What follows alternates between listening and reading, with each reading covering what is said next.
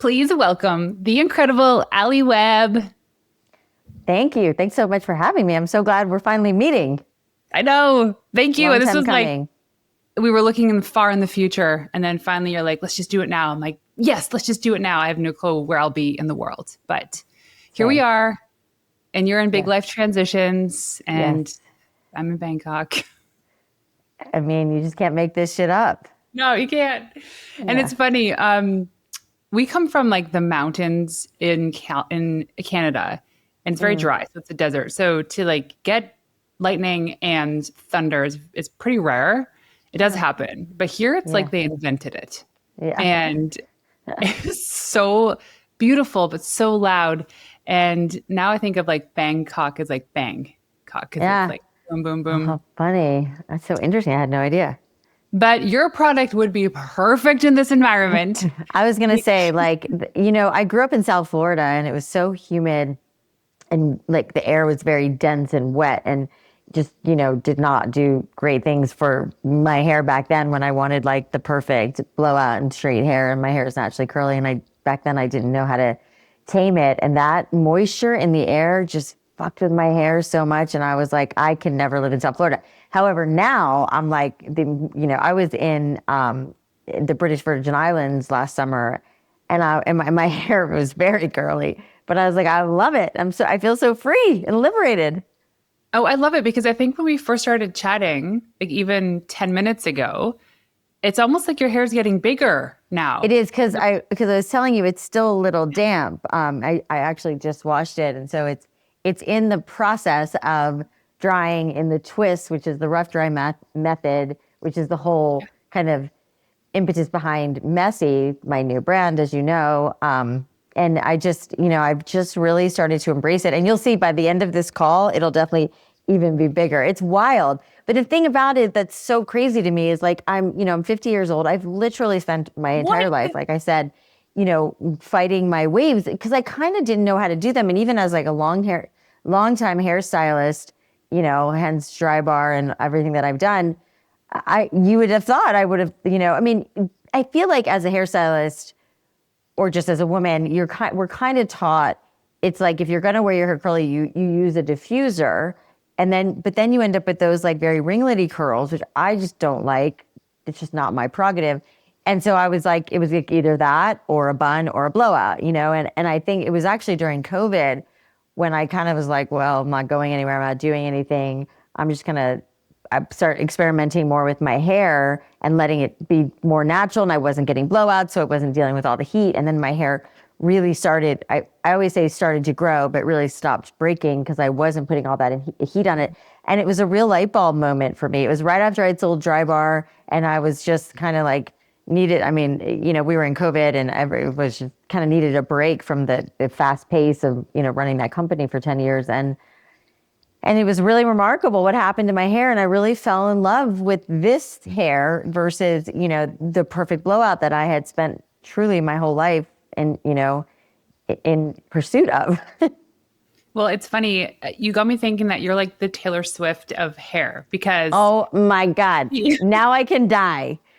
Oh my God. You know what's so crazy is somebody else said that to me recently and I was like, they don't know what they're saying. You don't understand. I'm such a like huge Taylor Swift fan. No way. So that is like truly the best compliment. I cut you off. Please finish your thought. Okay, well, I know you're like, more, please. We're done. We just press pause. Yeah, I'm going to go now. Yeah. So, well, Taylor Swift wrote all those albums because she was also bored during COVID. Like boredom, I feel, is almost the biggest blessing to creators because it allows you to just do the thing.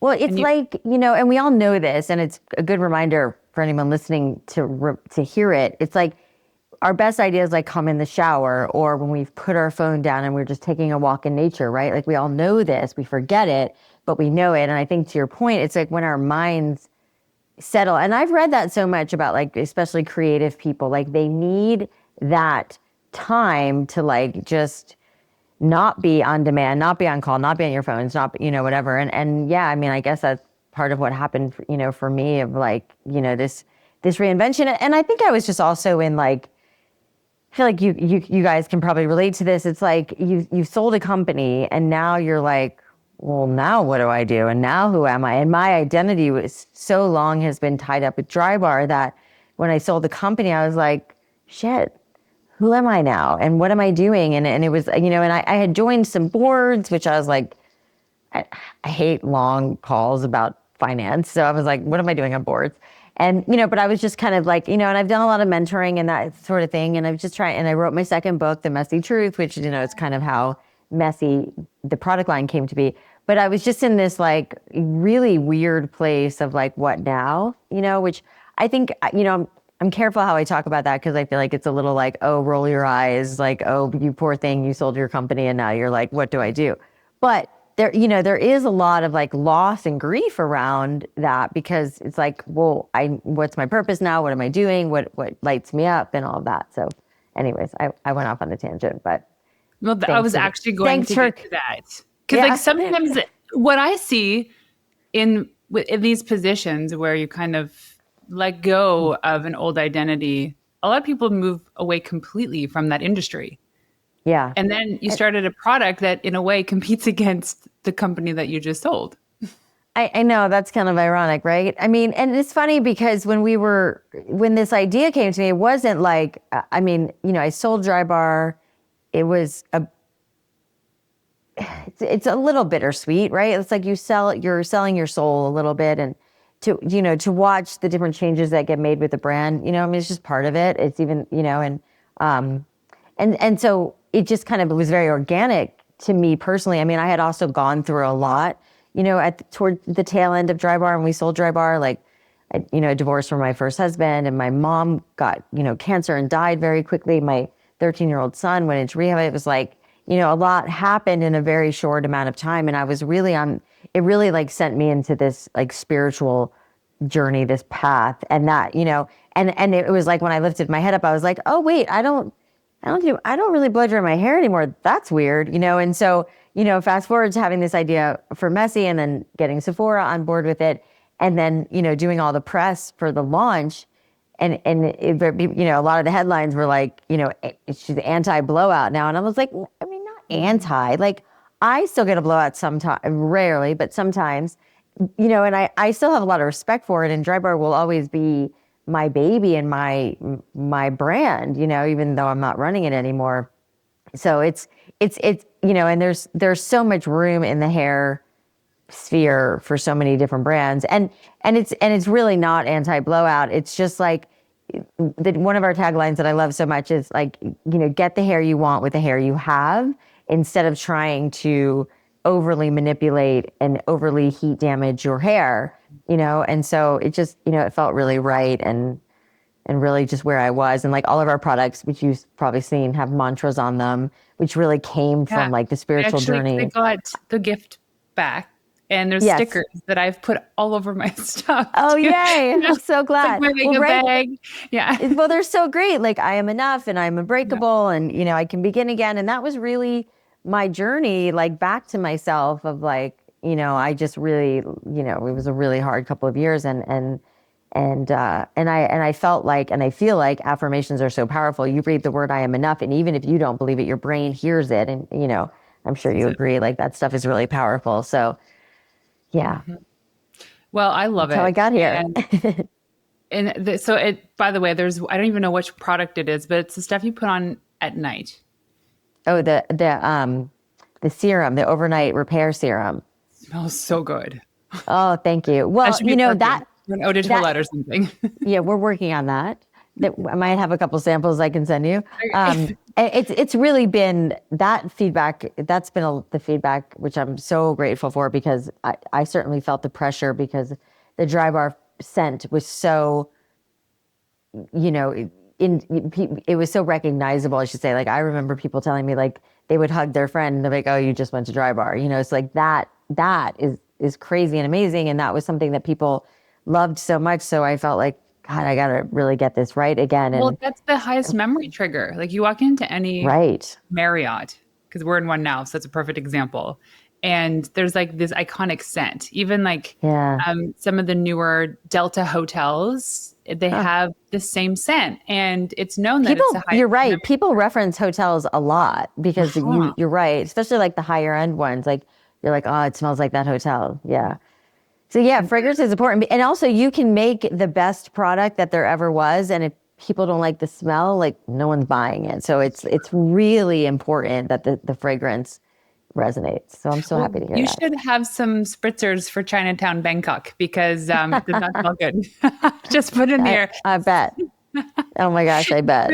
It's like we were trying to be in the moment of the experience because it is so cool watching all these people and like the food vendors, but the smell was just overwhelming for myself and my son. It just ruined the experience. Yeah. And it's funny, I'm actually very sensitive to fragrance as well. And it's weird that I actually have so many perfumes right now, but I don't know exactly what it is, but there's a couple of like notes in certain fragrances that will hurt my throat, give me a headache like instantly. And so, I mean, obviously I stay away from those for my products. And, I feel like, there's been a lot of people who agree. So thank you for saying that. Me, it's rose. I feel like rose kind of smells like pee. I could see that. It's kind of like how people feel like cilantro tastes like soap, which I don't understand because I love cilantro, but yeah, I mean, everybody. I actually like rose, but I don't like overly florally fragrance. I don't like florally fragrances at all. And why you probably love ours, I'm guessing, is because it's musky. It's like sweet, ambery. Yeah, it has, and like there's hints of vanilla. Yeah, it's a mature, but not like it's sophisticated. Sweet. It's funny that you say sweet because I tend to stay away from sweet. I think of it as like sultry, musky. I hate to use words like it definitely doesn't smell like patchouli, but it has like an ambery, peppery, with like a hint of vanilla because it's not just vanilla. It's tough. Fragrance is tough. I mean, I've sat in fragrance labs for many, many hours, and I'm very particular and I know exactly what I want, but it's hard to get. Yeah, I think it also it's a mood. I think of the 100%. Woman who's like putting on her red lipstick. Yeah. And she's a force. She's a force going out to do something in the world. And that's the smell. Yeah. But also gives no Fs. Yeah. But your hair carries so much fragrance, from the shampoo to the product, you smell it, the hair holds fragrance. Yeah. Unless you always have it on, then you don't smell it anymore. You get used to it. But I think of going to campfires too. That smell stays in your hair forever. Yeah, I don't love that. I love a campfire, but I don't love the smoke smell for sure. I know. So, okay. So when you were Drybar's done and you're in the midst of this pandemic and you come up with this idea, was there this big pull to actually do this? We're like, oh, this has to be done. Was it almost like an organic gift from God's source and you're just following that calling, or was it forced? Well, it definitely wasn't forced. I mean, so much so that, my brother, Michael, who was my business partner in Drybar, after we sold Drybar, and he has a young daughter and he really wanted to take a couple of years to be with her while she was young. She's 7, I think now, and now she's in school. And so when that happened, he was like, hey, do you want to do another product line? And I was like, it's funny. I have been kind of noodling on this idea, but to be completely transparent, I was like, the marketplace is so saturated. And when we launched Drybar in Sephora, it was Living Proof and Bumble. That was all that was there. And now if you go in Sephora and you look in the hair section, it's like a sea of products. And so I think I was a little intimidated by that. And I was like, I have this idea, but I don't know if we should do it because there's so many other product lines out there. And the advice I give women all the time is you can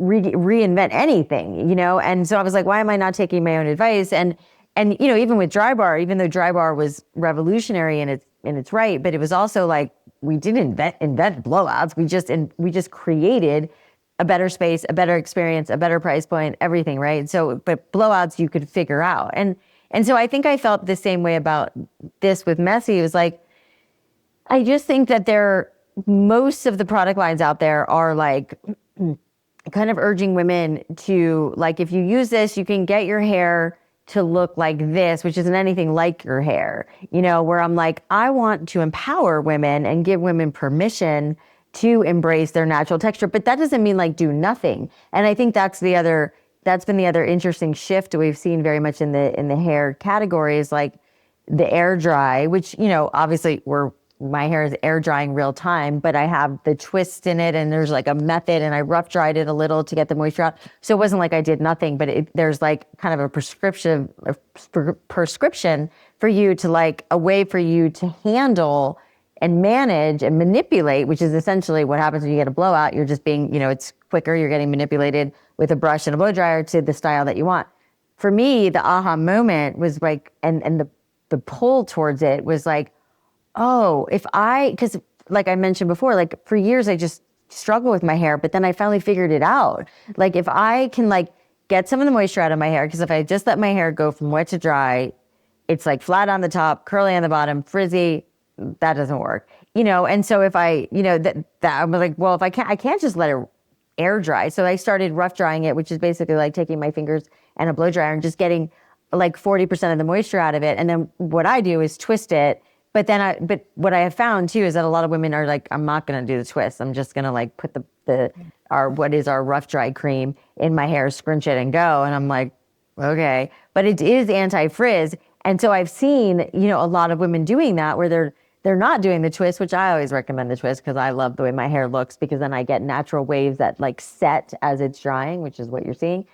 But then they love it because their hair, which would normally air dry very frizzy, doesn't because they have the rough dry cream in it, which is a really like anti-frizz soft hold product. So that I didn't think existed because I couldn't find it. You know, it was like heavy creams, or a gel, make your hair hard and crunchy, too soft, leave-in conditioner isn't right, exactly what I wanted it to be. So I was like, I think I might be onto something here. You know, and then our Silk Revival spray, which is like a vegan silk spray for your ends.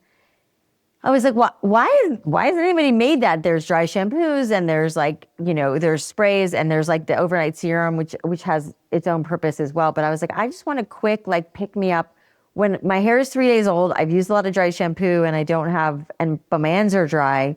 What then? You know, and so everything I made and the whole, you know, reason for creating the line was like, I really think that this is a very small niche in a very big sea of products that we can really make work, you know, and that's how the idea came to me. And it was like on the heels of writing this book called The Messy Truth, which was very vulnerable, you know, a business book, you know, with an undertone of like the personal crazy shit that happened in my life. And it was messy. And I was like, it was just like, I really do think that like, you know, I mean, listen, I'm as opportunistic as the next gal, but like, I also think that there are these moments and similar to the moment of starting Drybar where you're like, holy shit, like the stars are aligning. I think this is meant to be. And that's really how I felt with the birth of this line, that I was like, wow, this really works. This really makes sense. And it's not like a fabricated story. It's a real story. It's my life. It's my hair. And so I was like, I think, you know, and then when I called Sephora and told them about it, and they're like, yeah, we love this and we're in, then that's like the validation. Okay. You know, so here we go, you know, and it's not like it's been easy. It's not without its, you know, headaches and all that, but yeah, that's, well, you have that, you already have that, like the resume. So yeah, it's like and it opens doors for sure. Yeah. And you have scars. And I believe that our wounds are like our biggest gifts in a way, because it's either 100%. It's a test. It's either like, do you want it enough that you're going to pursue this, or are you stopping? With everything in life, it's a test. Right. 100%. So you have this like incredible history in this industry and very well respected as well. What advice would you give either like your older version of yourself or a woman who is facing is like butting up against those really, really hard parts of business? Like think about those boardrooms that you entered or those phone calls you had to jump on that just scared the crap out of you.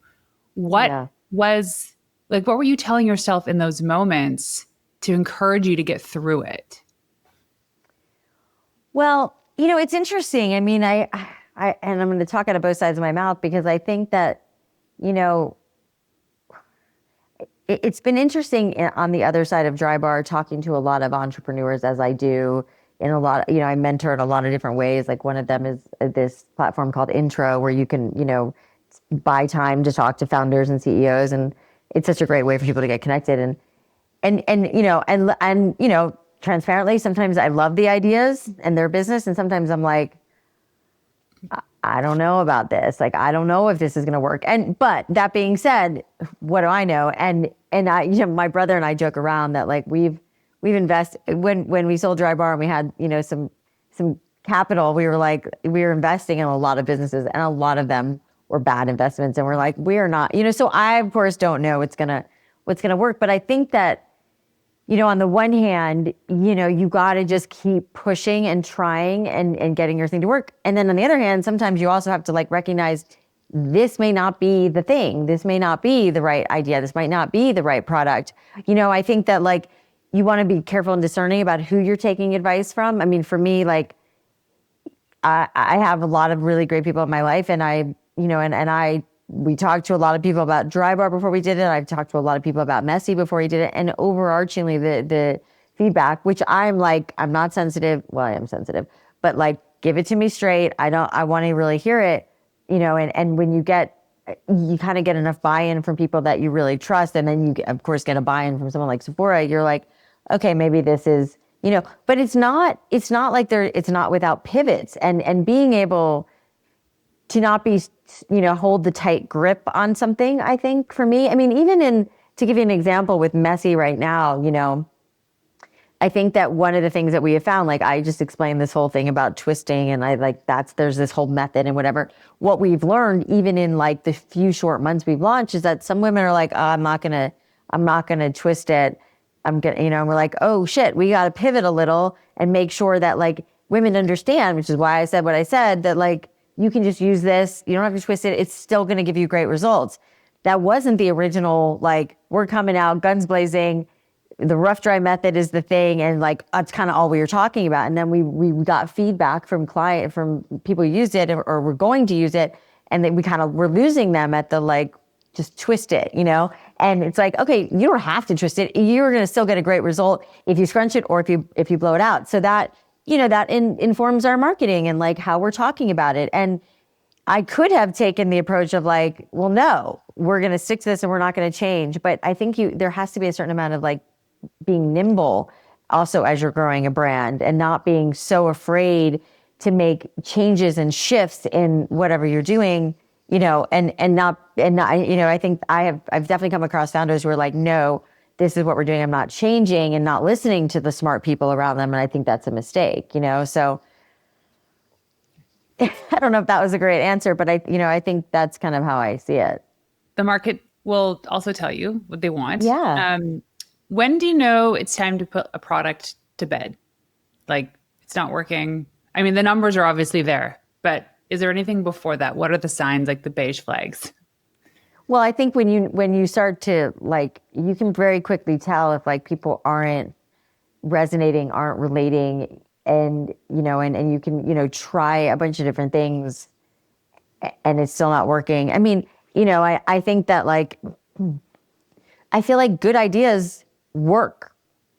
Yeah. Period. And if they're not working, you pretty quickly know. I mean, sometimes for sure it's like it could be an operational problem or a customer service problem, but usually the writing is on the wall. I feel like it's kind of parallel to like, I very very much believe in like hiring fast and firing fast. Like I'm an instinct girl.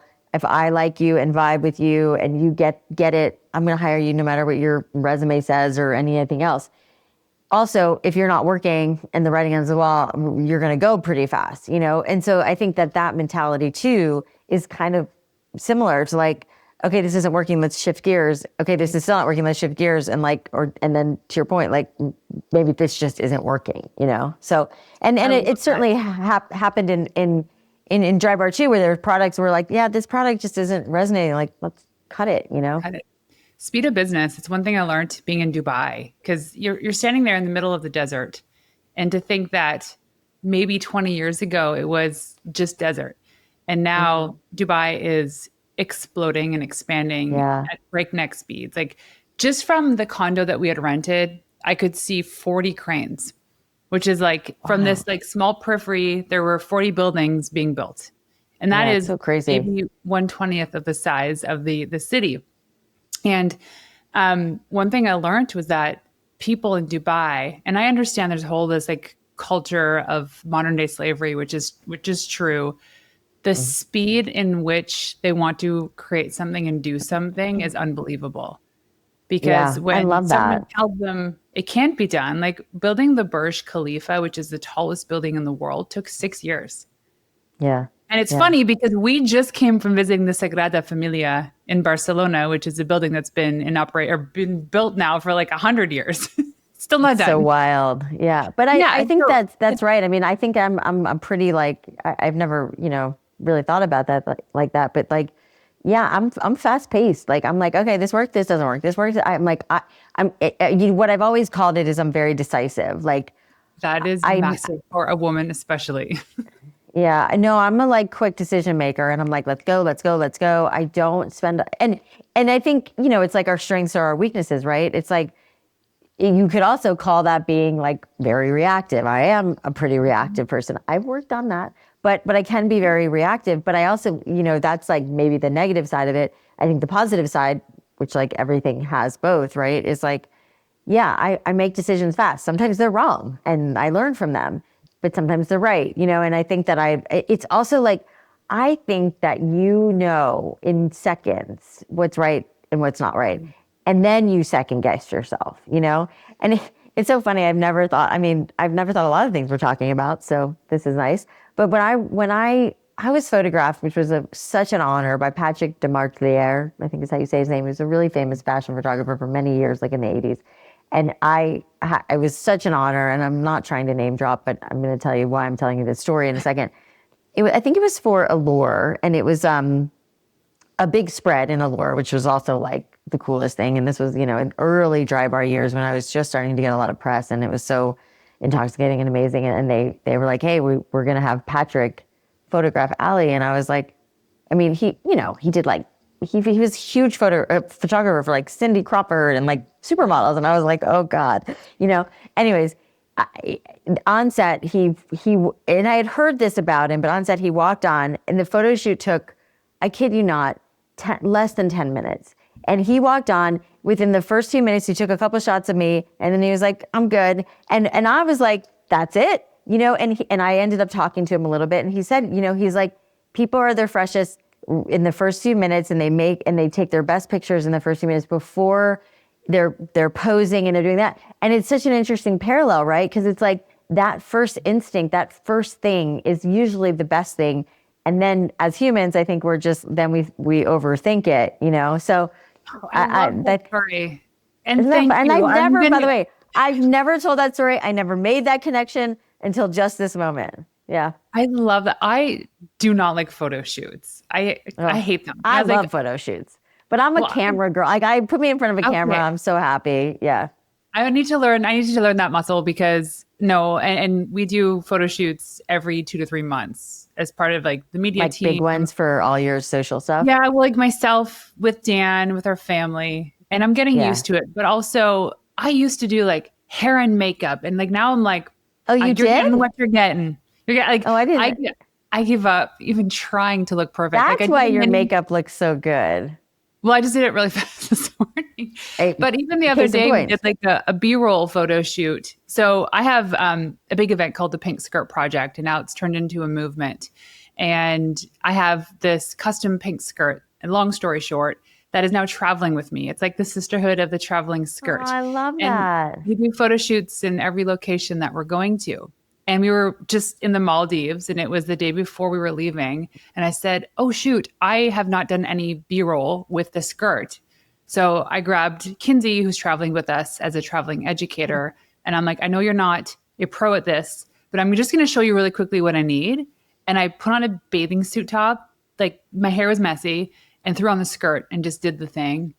And that photographer, Patrick, is so right, because I told her, I'm like, I need no more than 20 minutes of your time. And she's like, what? This will be an hour.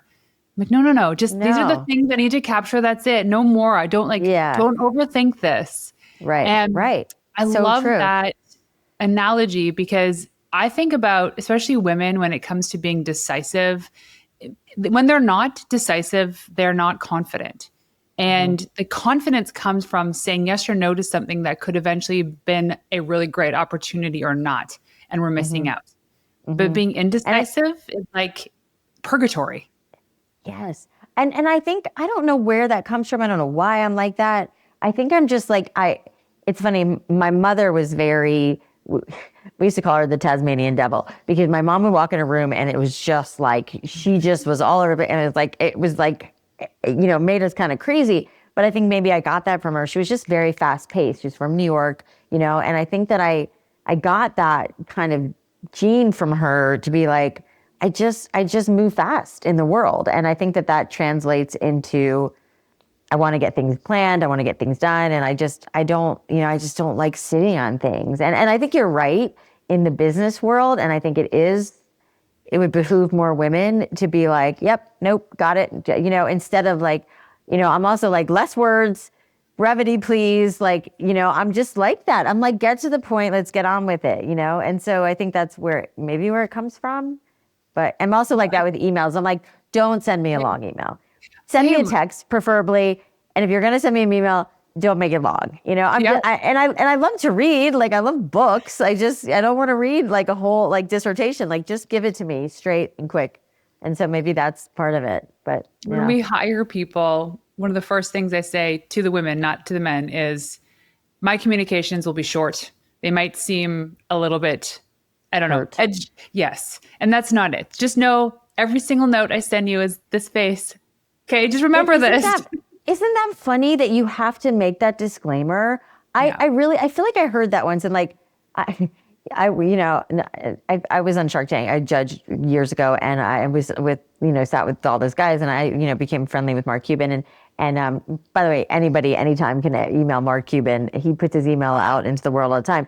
But if you email him, he will even me, who I now know him and have like consider him kind of a friend. I email him, he will send me a 2-word back, I don't like it, or not interested. I mean, he's so short, and it's like, and I'm not offended by it, but men do that, and it's okay. And women, as women, we're like, oh, thanks so much for emailing me. I really appreciate it. And when I catch myself doing it, I'm like, not that I want to be rude, but I'm also just like, why do we have to put all the like pomp and circumstance around our stuff?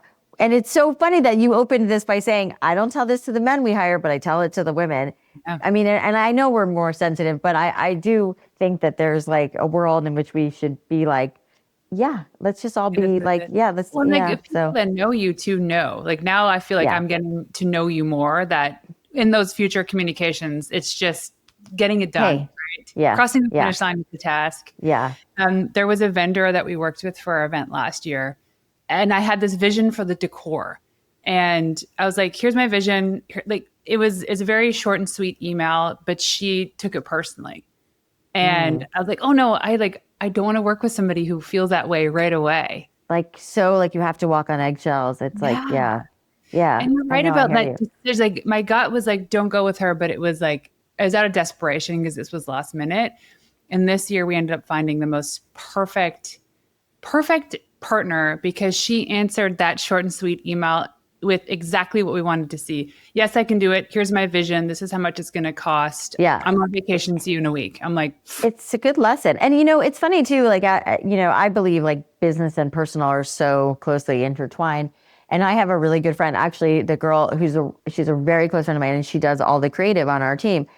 And she's very like soft and sweet, but she's so like, if I'm ever short with her, if I ever like whatever, cancel or do something that would like, she's like, it's fine. No sorries. It's fine. She always says that to me, no sorries, and I'm like, I fucking love that about her so much, because I know there's such a like ease and safety. Like she just doesn't get upset, and it's so nice. And it makes me want to be like that with my relationships of like, just let it go. And like, it's kind of like the let them theory of like, with Mel Robbins, where she's like, just let them. It's so powerful to be like, okay. I personally love it when people cancel on me, because then I get time back, but so true. It's so true, right? Yeah. Yeah. If there's like people that are like 5 or 10 minutes late for a meeting, I'm like, thank you. Now I got this to-do list anyway. I love it too. It's such a thing with me and my brother because, and I get this. He's like, I think it's disrespectful. You don't, and it is. It can be for sure. But I'm like, I don't feel disrespected. I feel like you gave me a couple minutes to do something that I needed to do. It's so funny, and I think I feel like it is all around. Go the ahead. most healed people, it's like it's just water under the bridge. Maybe that's what it is, and that goes back to like all the work I've done on myself. I've just learned to like not let outside shit affect me so much, and that's why, like I loved Mel's book, Let Them, because it is like, okay, like my best friend Paige always says like, oh, if you're upset by something someone's doing, it's like, oh, that's just, Sarah being Sarah, not Sarah, my sister-in-law, Sarah. So it's not you, Sarah, if you're listening. But shit. That's just so-and-so being so, yeah, bleep that out. It's just so-and-so being so-and-so. And really it's so freeing for you, the person, to not be upset all the time. And that was a hard lesson for me to learn as a human. I used to get upset about everything all the time. And I still do sometimes, but when I catch myself, I'm like, oh, I don't want to be like that, I know, but also how exhausting is it when you're just holding on to these things? Right. Like my if there's a meditation, he says enlightenment is when there's a rave going on right next to you and you don't even hear it. Yeah, I love that. Oh God. Like glow sticks and people like, no. So when you get like the Buddha. Yeah, exactly. When you can just sit there in the messiness and it's like, here's a perfect question for you in this moment is what's the difference between an unhoused person and a Buddhist monk? Right. Not it's much. It's that there isn't much. It's simple as this. It's mindset. The unhoused person lets the story enter their mind and stays there. And they fester on this. And they try to come up with all these reasons and excuses and this victim mentality. Whereas the person who is on this path of enlightenment can let those things just pass through. It's like in one ear, out the other. And it's not them. And when you get these moments when you can just be like, okay, this isn't affecting me, you have this speed of decision making. Like you're like, nope, yep, let's go. Yeah. Yeah. I love that. I mean, I like listen to Insight Timer I listen to this morning meditation almost every day. I listen to the same one. It's just like just for today. And it's talking about letting things go. And he's like, holding on to anger is like holding on to a hot coal, and then he does this whole visual where like, imagine you're throwing it over a cliff into the ocean. And I listen to it all the time. I've tried to listen to other ones, but I keep going back to that one because I feel like I need to hear it. Be like, oh, you're angry about that? Why? It's like holding a hot coal for you, And so I'm and I really work on that because for most of my life, I used to be a self-proclaimed grudge holder. And I was like, I liked it. It's like, it is like a comfy, like, I'm going to be mad and everybody has to come to me. And then you realize like that is a losing strategy. And it's so freeing. And they're not coming. Yeah, they're definitely not coming. Yeah. No, it's like, in the Ace Ventura movie. Oh my gosh, is it Ace Ventura? They say, no, it's not Ace Ventura. Anyways, there's a line in the movie that says worrying is like a rocking chair. It gives you something to do, but it gets you nowhere. And I have to remind myself. Oh, good. Because my justification for worrying is that, well, I'm coming up with all these contingency plans. Yeah. I'm not worrying. I'm thinking. Yeah. Exactly. I'm thinking. But it's so exhausting because then the worrying keeps you stuck. You're not actually making decisions. You're not actually moving forward. You're stuck in the worry, which I would love to know too. I got all these questions to ask you, of which we haven't touched any, but this has been awesome. One is around, I'm a huge proponent of the sisterhood, of finding those women that are like the biggest blowers of air in your wings. Yeah. How did you find your circle? And what do you do today to maintain that and help each other out? Well, my circle is very small. My inner circle is very small. I mean, I referenced a couple of them already. My best friend Paige, who moved to Nashville, we met when our babies, who are now 21, were babies. Our boys, who were 20 or 21 now, were babies, and we just had such an instant connection. She really became like a sister to me.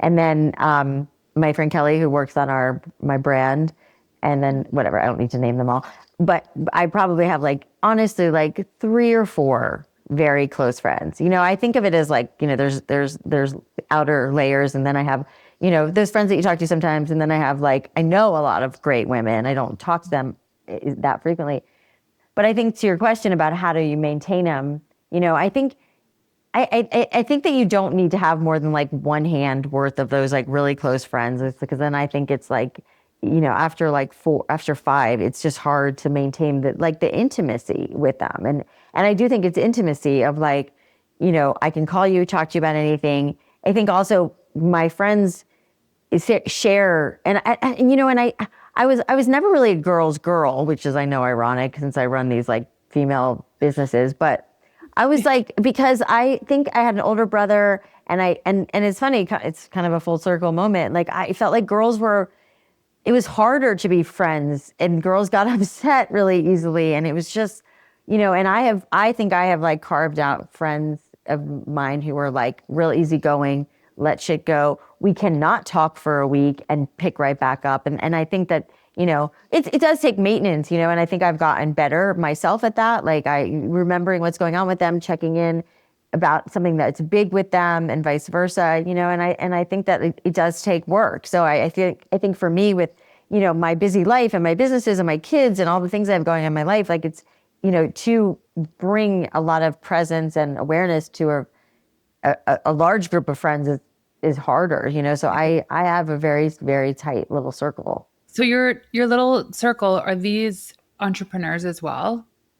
It's a mix. Yeah, it's a mix. Yeah, for sure. And then I have a very tight like second layer. Like I've got a handful of girlfriends that I don't talk to nearly as much as those. But it's like I feel like I should need to say this better, but like everybody serves a purpose in your life, and I don't mean that as like they're doing it, but maybe that is the right way to say it, because I think you have those friends that you call up and you're like, I need to talk about this business issue, or then I need to talk about this family issue. And, and I count myself as very lucky to have a lot of different people that I can call for a lot of different things, That is a blessing, but you also created that with intention. I have a lot of women that are like, how do you find these people? I'm like, I seek them. Also, I attract them. The energy you put out is what you'll receive. 100%. Yeah. And I have one friend, we have this agreement. I'm like almost like contractually signed. That is my venting friend. And we have a very strict rule in our home that we do not talk about people. We can talk about situations. We can talk about feelings. Love that. Never drag no gossip through the mud. No gossip whatsoever. So she's my venting girl. Some people say gossip. No, it's just like, here's the situation. Let me tell you, when you have that one trusted person that you can just let it all out, you almost don't need a therapist. Totally. I mean, that's Paige for me. Yeah. I mean, and she'll do it sometimes too, and she's, she does a lot of, she works with people and couples, and she does a lot of like coaching, and she's amazing. And so she is, but she's my best friend. So she will vent to me, and sometimes she'll call me and she'll be like, I just need to vent. And she'll vent. And sometimes I'm like, do you want my thoughts, or you want to just vent? Whatever, you just tell me, and it's a safe space. And that is a really important friend to have. And I also really love and respect what you said, because I find that too, with regards to gossiping, and also like just not saying anything bad, and I guess mostly about people, but like just being negative and complaining is something that I will, I'll feel it sometimes. Like if I'm driving and traffic, be like, this fucking traffic, I'm like, you know what? Nope, I'm not going to say it. This is just where I am right now, and you have to like teach yourself to do that, instead of like, our knee jerk is like, this fucking sucks. I hate this, blah, blah, blah. But then you're like, just don't say it out loud. And then I think over time, it's like a muscle where you're like, I just don't really complain about much. I hate the way I sound complaining. Same. When I hear it come out of my mouth, I'm like, I don't like this version of me. Stop doing that. It's tough in the world of content. So my husband paints like this. He rarely puts the behind the scenes stuff. He's got this energy that he wants to maintain online. And I'm like, I actually get the most interaction from my followers when I put a lot of the real, raw, no makeup, exhausted, behind the scenes stuff. And I don't want it to look like it's complaining, but I want it to be like, hey, here's the full circle of my life. But I think there's a delineation between complaining and keeping it real, you know? Yeah. And I think it's like a tone too. It's not like you don't want to be like whiny. You're like, here's what's happening, you know? So Like I jet get lag, that. bitch. Yeah. Wow. Yeah. And Yeah. you think that we would have been experts at this by now. We're not. No. Yeah. Okay. I have so many questions for you. And I realize that we're almost at time, but Yeah. I want to like loop this around. Maybe we do a part 2. Oh yeah, 100%. And I'm going to come to you with messy hair, but really good messy hair. And we can do this in person next time in Yeah, Nashville. we'd love that. I'd love that. In all of this, like I'm just trying to think of what's the big full circle moment of this. I love that we talked about like the speed of decisions is massive, but also like not ignoring those intuitive hits because you just went with it. I know there's a lot of people that sit there and they try to figure out like, is this the right move? And they almost talk themselves out of it. How do you just like to wrap this all up when it comes to decision making? How much of your gut is right? And when do you let things kind of just sizzle? You know what I mean? I mean, I think we always know, you know, I really think our inner knowing is very powerful. And I think if you get really quiet and really honest and you're like, you know, it's like you have this idea, you love it so much, people aren't resonating with it.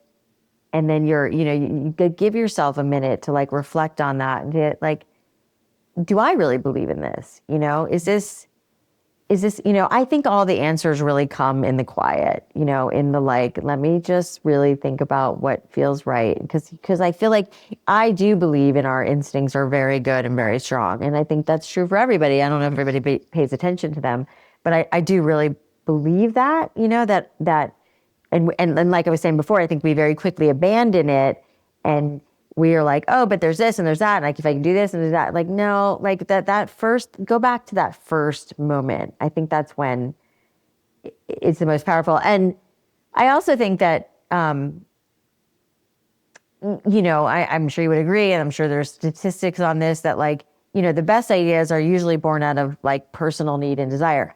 What I think where you get into trouble, which we see a lot more now, is like opportunistic. I just want to start a company. I want to be an entrepreneur. I want to make millions of dollars. Cool. I get that. But like, that's just part of it. Like, me too, you know, but if there's not like a thing that you like, you know, you're so amped up about, you love so much, you're so passionate about, you know, the world needs it.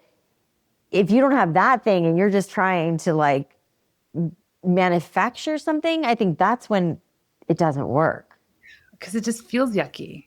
It feels yucky. You're like, and not to say like, again, it's not like the end goal is the same. Like, yeah, we all want to build big companies and sell them for millions of dollars. Everybody wants that, you know, but like, are you doing something because you think, you know, it's like, it reminds me of like when everybody was knocking off Drybar. It was like, people were looking at Drybar like, this is an amazing opportunity. I can just hire some hairstylists, build a space, paint some walls, put on some music, and boom. I'm like, yeah, good luck. You know, that's not what it was. It was so much more than that, but people didn't see that. They just saw it as a great opportunity. I'm like, no, go find your own thing. And by the way, not everybody should be an entrepreneur. You know, it's like, it's not for everybody. And I'm not saying don't take your shot. Take your shot if you have a great idea that you're really passionate about and you think is needed. And by the way, that can also be like, I know there's a gajillion coffee shops in the world, but if you create one that is like different and special and unique and has something that nobody else has, well then great. Yeah. You know? So I think there's always room, but I also think that like, you know, to just do it,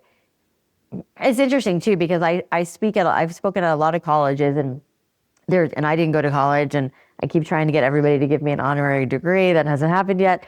But there's so many like entrepreneur programs, you know, and I think it's interesting because a lot of these kids are in it because they want to be entrepreneurs, which is cool. But I don't think it's for everybody. It takes a certain like skin, you know, and makeup to do it. And so, yeah. I mean, it's an interesting world. To be entrepreneurial is an asset to any organization. It doesn't mean you have to be the owner or the boss. Right. It just means that you have to have that mindset. So true. So true. It's like everything that we talked about on this episode is that mindset isn't just reserved for entrepreneurs. It's reserved for anybody who wants to grow and expand. And In any way, your job, your relationship, your life, whatever. Yeah, I totally 100%. agree. And my biggest takeaway in all of this is the idea of like, be like Patrick. That was the photographer, right? Was his name Patrick. It's like Demarchelier. It's French. Okay. I feel like I'm butchering it, so don't come at me if I Yeah. am. But if you look him up, you'll see he was like a huge famous photographer in the 80s. Yeah. Well, I love that because it's like sometimes like nothing's going to be perfect, but maybe things are good enough. Right. And let's stop trying to make perfect because the perfect moments could have already been created. And why are you trying to make it better? And I love that. And I'm going to use that when I go and work with my photographer now. Like we got 20 minutes. Well, we're good. I'm so glad. Yeah. I love it. I love it. And I really want to like learn more about the pink skirt movement thing. So we'll have to have a conversation about that offline. 100%. I am, stoked. It was really cool. We had our first big event last year, over 300 women from all over the world. It was pretty cool. Well, I would love to connect with you and learn more about it and maybe see if I can get involved somehow. Yes. Oh my gosh. Yeah, well, I mean, you have pink in your branding, so it could work. Okay, one last question for you before we go. When I ask you what it means to be a wild woman, what is that to you? I mean, of course, my first thought is like messy hair. But I think it's like living on the edge, taking chances, making quick decisions and taking the leap of faith. Which you've done. And like trying to do. And not being afraid to reinvent yourself, and not being afraid to like, take a chance and, it's funny because I don't want to tell the story. Anyways, keep going. But sorry. You look amazing. Thank you. Look very happy and at peace. And your hair is killer. Thank you. See, it got bigger. Yeah, it did get bigger. It got bigger. It's 52 minutes. And now it's like perfect. Exactly. And now it's dry and now I'm ready. Actually, I'd stay on longer, but I have to go to dinner. So do that. Perfect. Okay. Well, It was an absolute pleasure having you on the show. Likewise. I mean, I feel like we would be good friends. So we should definitely stay in touch. Yeah.